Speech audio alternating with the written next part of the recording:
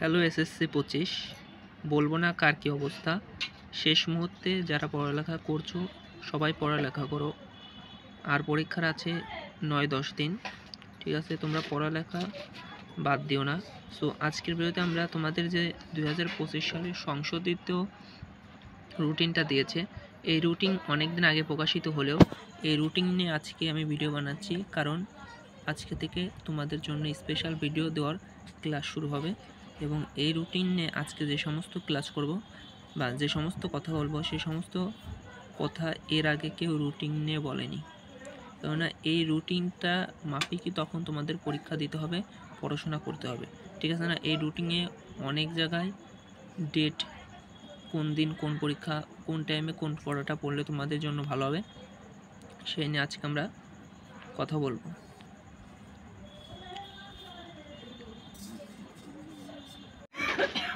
প্রথমে যদি আমি তোমাদের পরীক্ষার রুটিনটা প্রথম থেকে দেখি, সেটা দেখতে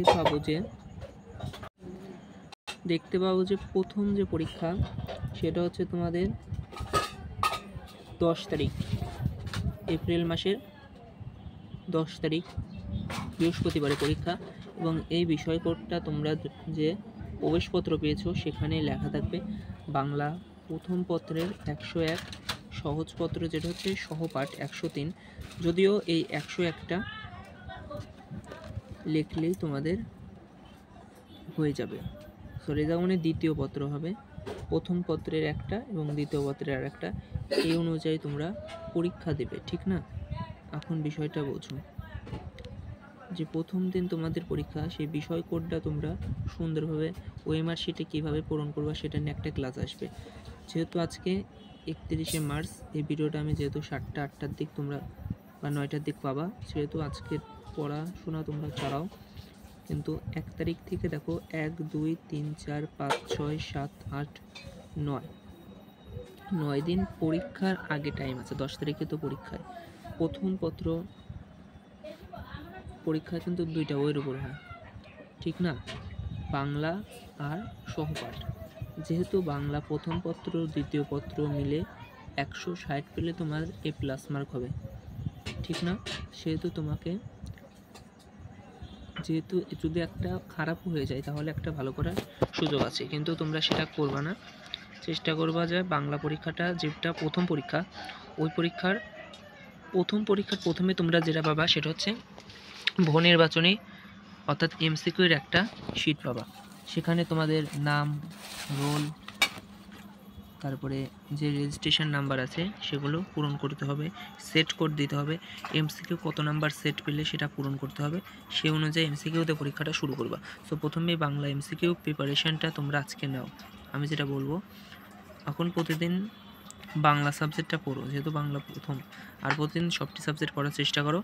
আর বাংলা পড়া তোমরা কবে শুরু করবে, এটা যেহেতু তোমাদের প্রশ্ন, যেহেতু প্রথম পরীক্ষা, তাই আমি বলবো 2 দিন তো অন্তত রাখবা। আর কেউ যদি 3 দিন আগে থেকেই পড়ো তাও ভালো।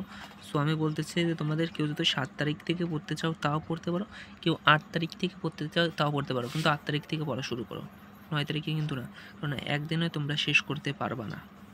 সো তার জন্য আমি বলবো 8 তারিখ থেকে পড়ো বাংলা। তারপরে ইংলিশ, এটা না, বাংলা পরীক্ষার তো শেষ না হলে তুমি ইংলিশ পড়তে পারছে না, ঠিক আছে না? সো ওইগুলো নিয়ে তো কিছু বলতে পারছি না।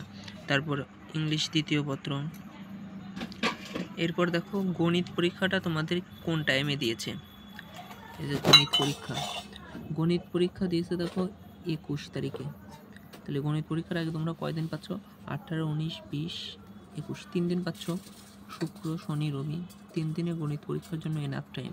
কিন্তু তারপরে দেখো যে পরীক্ষাটা রয়েছে 21 তারিখের পরেই 22 তারিখে দিছে মঙ্গলবারে নৈতিক শিক্ষা, ইসলাম ধর্ম নৈতিক শিক্ষা বলো বা হিন্দু ধর্ম নৈতিক শিক্ষা, সেই নৈতিক শিক্ষা পরীক্ষার জন্য দেখো কোনো ছুটি নেই। এই সাবজেক্টের মার্কও কিন্তু,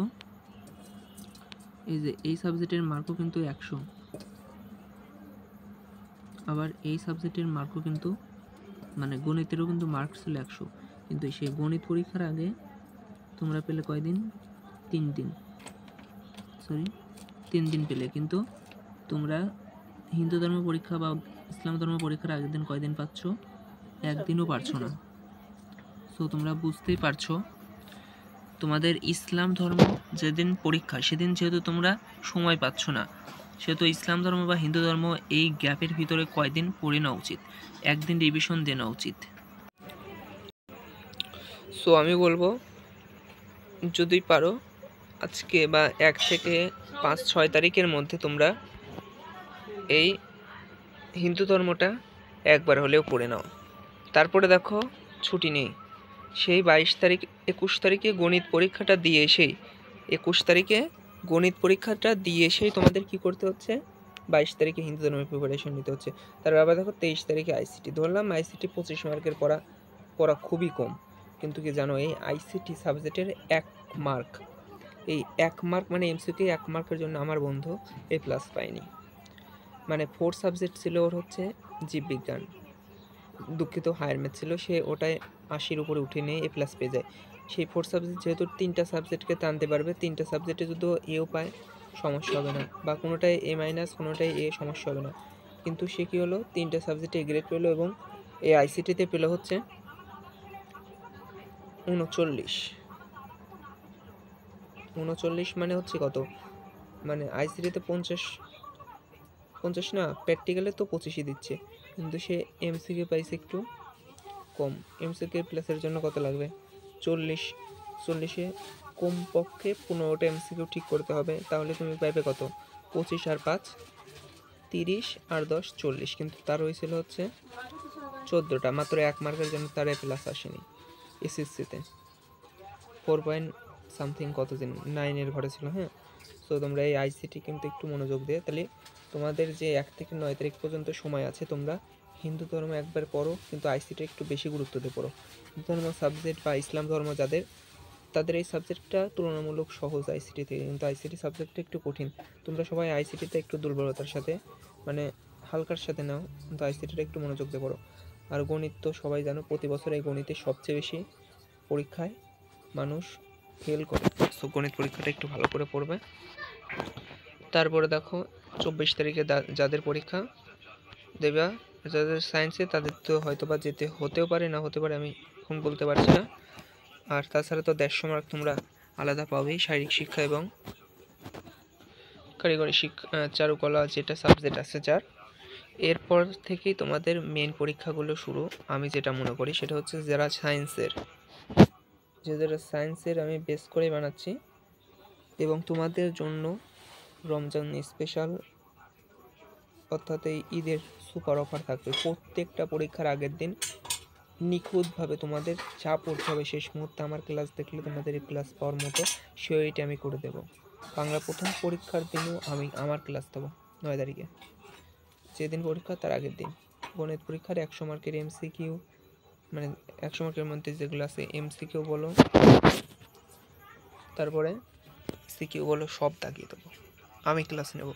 এবং পদার্থবিজ্ঞান যেহেতু পরীক্ষা মনোযোগ সহকারে পড়বা। কয়দিন পাবা 3 দিন না 2 দিন, 25-26 এনাফ টাইম। আসতেছি 2 মিনিট। সো সবাই মনোযোগ দিয়ে দিবা পরীক্ষাটা। এরপর 29 তারিখে রসায়ন, 2 দিন, 1 দিন টাইম আছে এনাফ রসায়নের জন্য।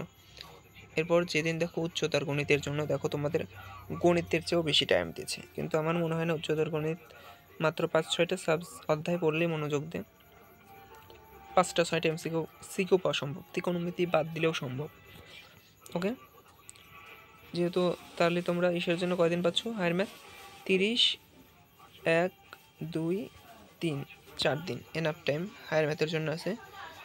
আর জীববিজ্ঞানটা একটু মনোযোগ দিয়ে পড়ো, যাদের 4 সাবজেক্ট জীববিজ্ঞান বা উচ্চতর গণিত এই 2টা পরীক্ষায় যাতে A+ থাকে এটা সিওরিটি করে দেওয়া। আমি তো এসএসসির সময় অনেক হয়েছিলাম এই 2টা সাবজেক্ট নিয়ে। আর প্রথম দিন, তারপর প্রথম পরীক্ষা দেওয়ার পরে তোমাদের কনফিডেন্স লেভেল হাই হয়ে যাবে, আর যদি ভালো হয় তাহলে তো অনেক বেশি হাই হয়ে যাবে, পরবর্তী পরীক্ষাগুলোও সুন্দর হবে। এবং এরপরে রয়েছে হচ্ছে বাংলাদেশ ও বিশ্ব পরিচয়। এই পরীক্ষায় সবচেয়ে বেশি A+ ছোটে, যারা এমসিকিউ ভালো দেবা তারা এই বাংলাদেশ বিশ্ব পরিচয় A+ পাবা। দেখো তোমাদের জন্য 1 দিন মাত্র ছুটি, 7 তারিখ তারপরে 8 তারিখ। আমি একটা জিনিস মানে মিস করে এসেছিলাম, বাংলা দ্বিতীয় পত্র আমি খেয়াল করেছিলাম না, তো এই ভিডিওটা বানানোর আগে রুটিন কোথায়। বাংলা দ্বিতীয় পত্র হচ্ছে সবার শেষে পরীক্ষা হবে তোমাদের, তাই তো? এই যে বাংলা দ্বিতীয় পত্রের কোড 102, তাই তো? কই বাংলা প্রথম পত্রের 101, বাংলা দ্বিতীয় পত্রের 102। ওকে, বাংলা দ্বিতীয় পত্রের আগে তোমরা অনেক দিন ছুটি পেয়েছো, 8, 9, 10, 11, 12, 4 দিন অনেক আরামে পেয়ে যাবে তোমরা প্লাস। বাংলা দ্বিতীয় পত্রে আসার আগে বাংলা প্রথম পত্রটা তোমরা যদি ভালো করে দিয়ে আসো, এবার বাংলা দ্বিতীয় পত্র অটোমেটিক ভালো হয়ে যাবে। আমি জানি না, বাংলা প্রথম পত্র পড়ে তো দ্বিতীয় পত্র আমরা পরীক্ষা দিয়েছি, তারপরে ইংলিশ প্রথম পত্র, ইংলিশ দ্বিতীয় পত্র, এইভাবে পরীক্ষা দিয়েছি। হিন্দু ধর্ম, তারপরে আইসিটি, তারপরে এক করে physics, chemistry, biology, higher math, এবং সবার শেষে প্রতিবার হয় বাংলাদেশ ও বিশ্ব পরিচয়। কিন্তু এখানে এবার কী করেছে জানি না। এরপর তোমাদের 15 থেকে 22 বা 22 তারিখের মধ্যে প্র্যাকটিক্যাল পরীক্ষা হবে।